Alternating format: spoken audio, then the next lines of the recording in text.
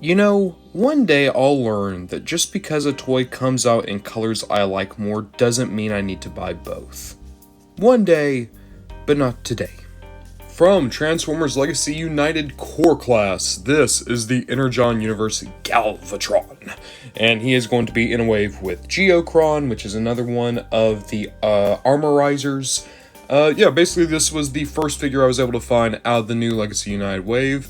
And I'm not complaining, because if you really want to know, Galvatron from Energon is my favorite design of Galvatron ever. I love the space jet, I love the proportions, I want the big toy so badly, because I still think it's the best official Galvatron ever.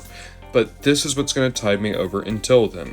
Of course, I got Megatron when he first came out, but I don't think there's any contest here. Galvatron still just looks so much better. Now let's get him out of the box and see how pretty he is. Getting Galvatron out of the box, and there's so many good things just straight out. For one, the colors are perfectly translated. Granted, they went with the cartoon accurate gray crest. I would have preferred for them to go with the toy accurate purple crest. In the original Galvatron toy, all the helmet was purple, made it look beautiful. The cartoon chose to make it gray so that I guess the animators could remember that it was Megatron. I know that sounds silly, but trust me, Energon and Superlink were a mess on a whole lot of levels.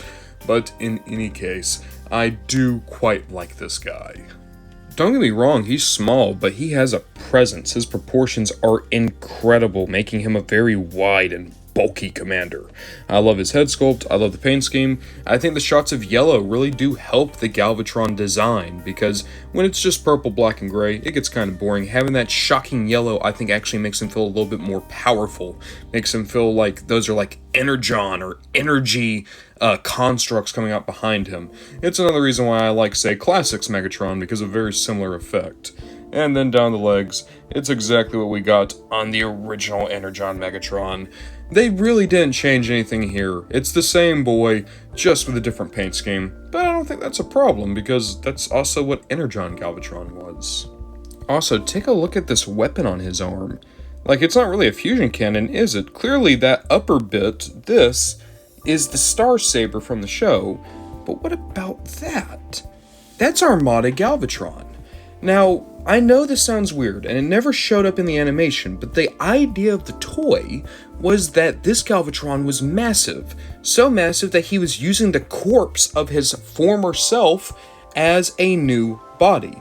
And here's another little fun bit about Energon and what Hasbro was like in the early 2000s.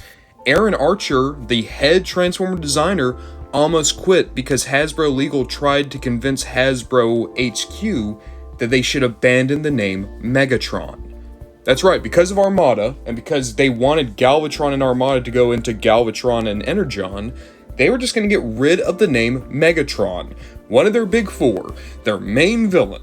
They just wanted to ditch the name. Isn't copyright law and Transformers brand identity so much different in 2024? It also makes me wonder, what do you think the 2007 movie would have been? Do you think they could have gotten the name back if they had ditched it? Maybe. Cool what if.